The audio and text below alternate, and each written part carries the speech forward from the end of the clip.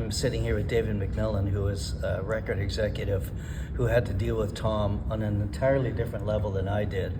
I had to deal with Tom as his employee, that had challenges in and of itself. David had to deal with Tom as not really an employee, but a service provider. How would you describe your role? Well, I was a marketing manager at EMI Music Canada, and one of my artists was Stompin Tom. So when his albums were finished, up at Escarpment Sound there, I'd get the master tape, and I would start putting together all the label copy, all the artwork, photo shoots, and the marketing plans for the launch of the albums. And a lot of times Tom had tours. Okay, so tell me, how involved was Tom in that whole process? He would give the final approvals. He obviously had a basic idea what he wanted to do in the covers, in the packaging, etc. And we'd work together to get the results a lot, because mainly he was on the covers a lot. Yeah. And then the Stompin Tom phenomenon had the board on the cover. That was one of the first albums that didn't have him on the cover. Was he calling you every day about this? I would talk to him a lot, but he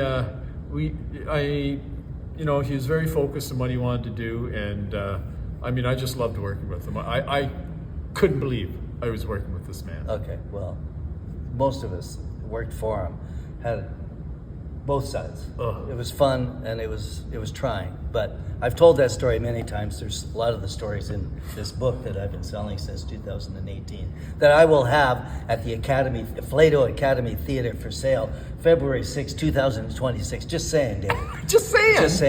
Okay, so... But, we did have big fights, too. Yeah. Huge fights. Yeah, so I want you to show me as that... Lena said, you talk like a married couple out there. Yeah. And he obviously respected you because he invited you to the big 75th birthday party that you and Deane and... Boy, who else? There were some celebrities there besides you and me. Who else was there? Well, that wasn't the one Kim Stockwood was at. No, Kim was at the 70th. Yeah, I drove her up there. Did you? Oh, yeah. Okay. Oh, no, I was at his 60th birthday party. Randy Morrison, 5-time Canadian national fiddle champion, he was with us that night. Oh, wow. Who else was with us? Oh, Chris Cool, probably the best clawhammer, drop thumb banjo player in Canada. He was my guitar player that night. Who else was there? Sam Pettit was playing bass. Eric Jackson was playing bass. Sorry. So it was it was a heck of a party. I actually have footage that I took on my phone of you guys performing. I want that footage. I just never wanted to put it. Can I give you money for this? I just didn't want to put it out in public. Yeah. You know, Okay. I'd love. It was Tom's house and stuff. No, I need that footage. So, okay. You have something to show me. Well, I brought my Stompin Tom tickle trunk just to show off some of the proud moments of my life with the greatest artists that ever quit walked the talking and face. Show me. Show and tell. Show no tell. Oh, you told me to quit talking. I did, but just get out your turd here and let's have a look at the turd. Well, let's just start with this. I can't believe I got this.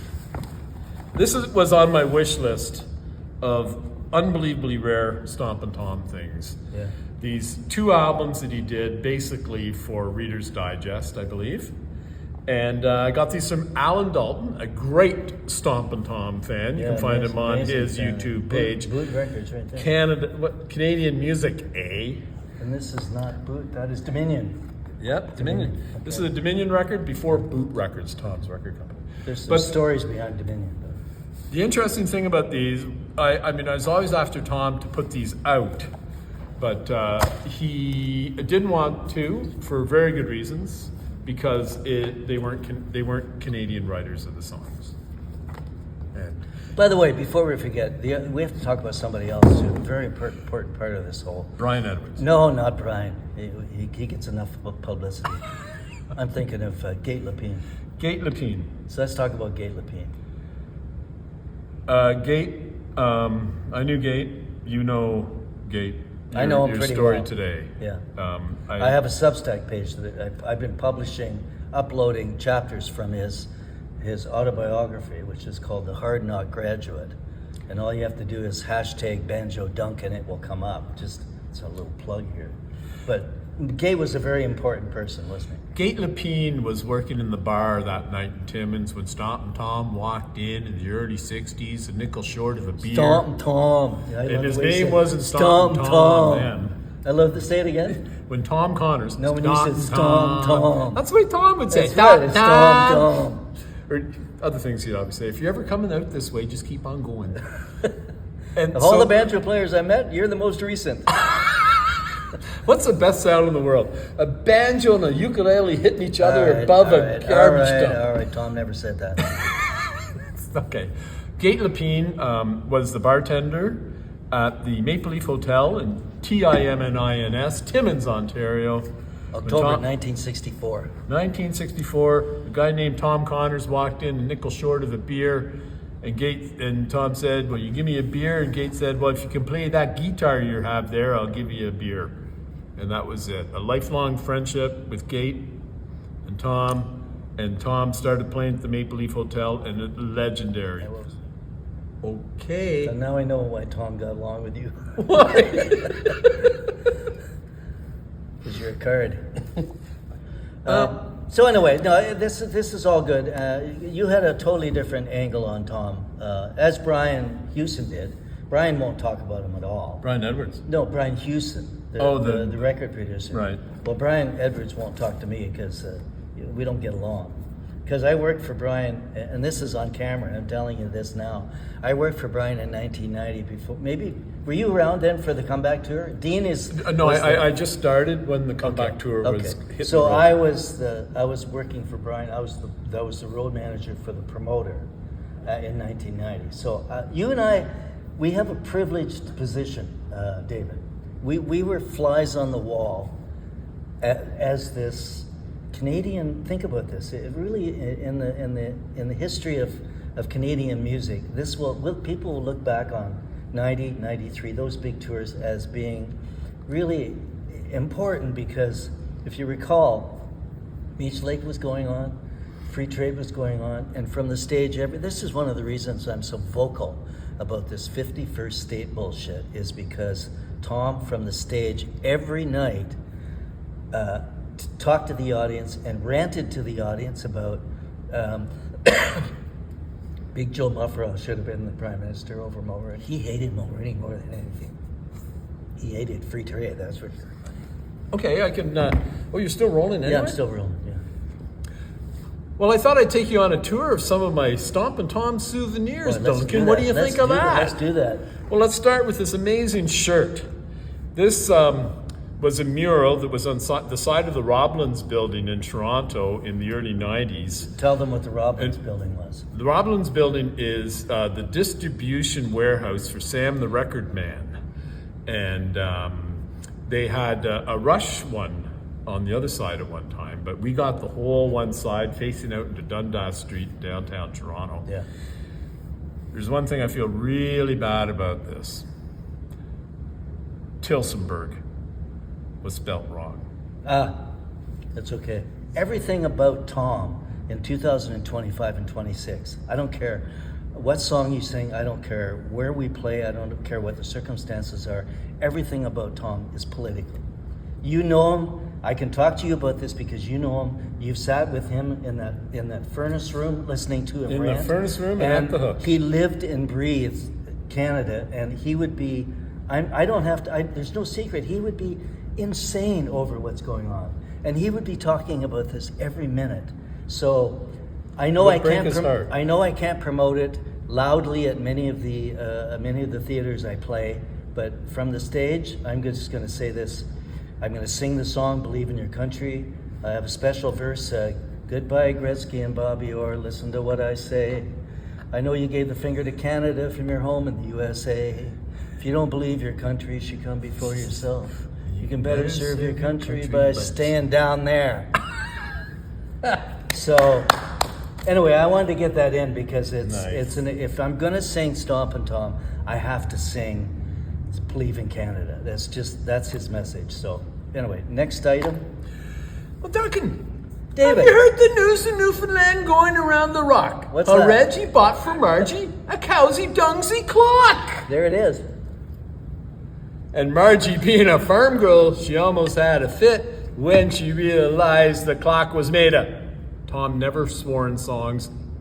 Ever. He swore on stage sometimes, but never in song. Never. Never. He couldn't understand people that swore in songs. Anyway, this is a real Cowsey Dunksy clock. I actually bought this clock in 1991 or 2, whenever the Stompin Tom phenomenon came out. I phoned up this poor lady in Alberta who makes these, and I said, I need 30 of them. So she had a lot of, let's just say, cooking going on in the fields, drying these guys up, and she filled the order. Ooh. And I finally, it doesn't even smell. Oh, So what is it then? What smells? No, it's not you. It's not you. So I'm so happy to have this because I finally got it from an old friend of mine that was supposed to give it away for an EMI contest, but he kept it for himself. It's kind of broken, but I just got to fix it up. Nice, But nice. hot damn. That's a gem. What else you got? Well, Duncan, you talk about Canadian music in the 90s, and I was right in the middle of it. Okay. Working with great Canadian bands. Yes. I Mother Earth, Moist, Tea Party, sold millions of records. Right. Tom Cochrane took off for us, Right. and Susan the Glue Cart. And it was all because of this man here. This is Deane Cameron. Yeah. He was the president of EMI Music Canada. When I first met him at a job interview, when I got this job, the first thing I asked him is, how the hell did you sign Stompin Tom Connors? But he was a great, great man. And this is my last picture with both of these men. And I miss both these guys so much. They both did so much for me in my career, and just being a great friend and a great Canadians. Did he answer the question how he was able to do this? I've heard rumors of how, but you had an inside scoop. Do what? How Deane was able to get Tom's signature on that paper. Well, he hired a private detective to find it. And Tom did put out Fiddle and Song on his own. Yes, and he had that record label. His ACT, Assist Canadian Talent. Assist Canadian Talent Yes. label. But Stayed involved in the business. He just. Yep. Did you ever have a discussion with him as to why, Tom? Why did you? Now I always think about this, David. He took off 13 years. 13 of his prime earning years. Yep. This cost him millions. Yep. Now, granted, he took advantage of his return like nobody else. He knew how to get press, this guy. Yeah. But, did you ever talk to him about, Tom, what were you thinking? No, I knew what he was thinking about the border jumpers and stuff like that, and I think he had a good point about the Junos. And He did.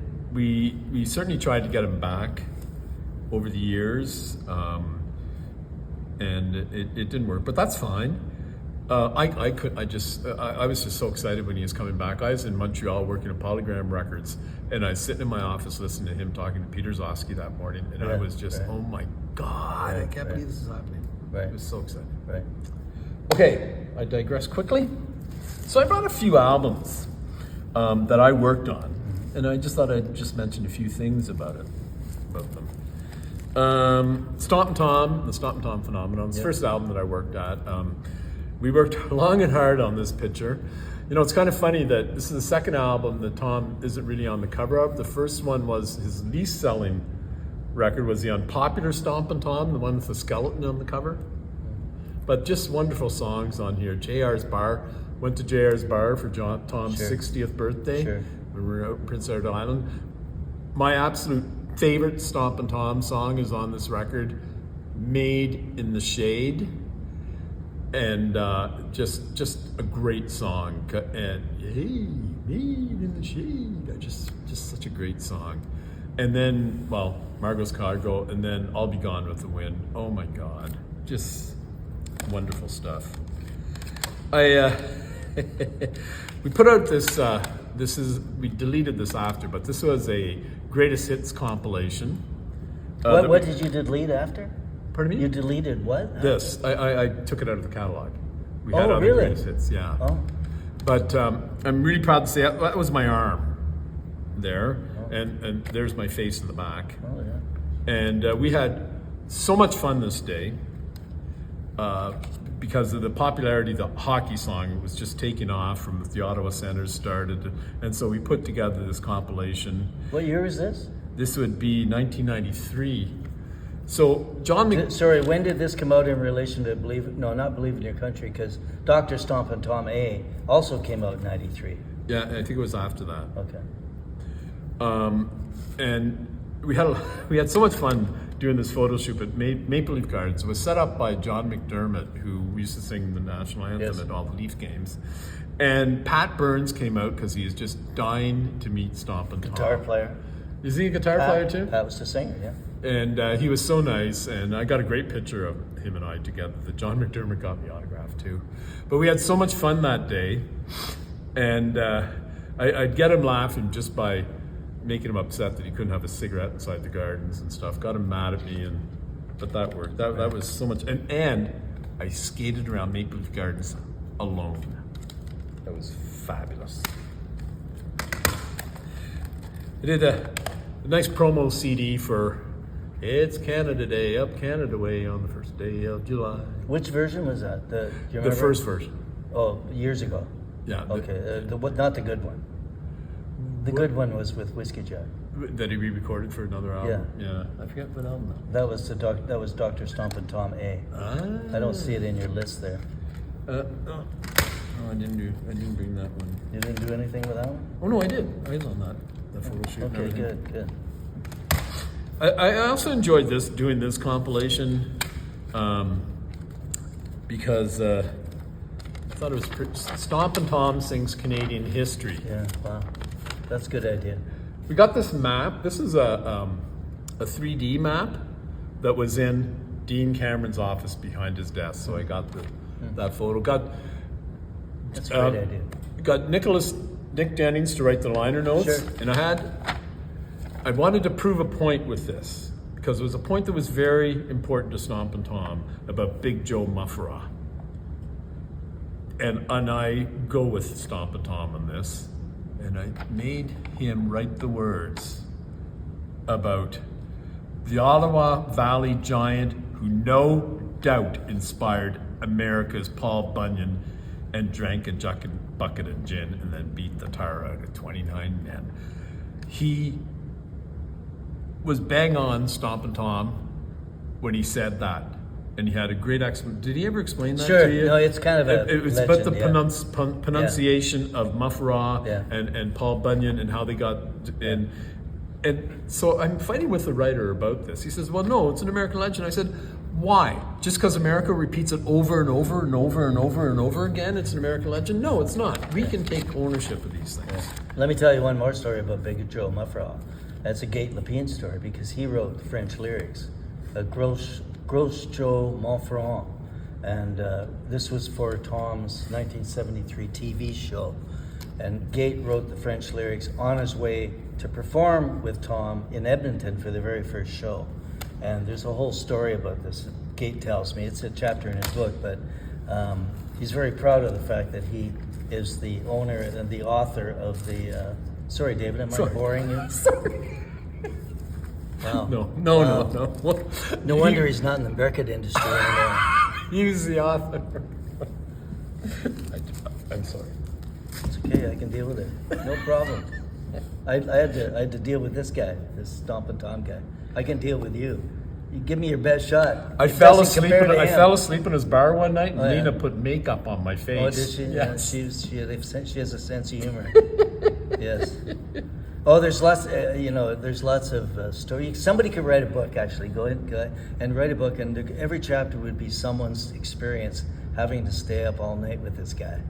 And my favorite is my friend Jim Bain was an author, had a magazine. He thought he'd go and spend a couple hours. Well, country music. Yeah, country music. So he thought he'd go and spend a couple hours with Tom on a Friday night, get a story, and go home. Right?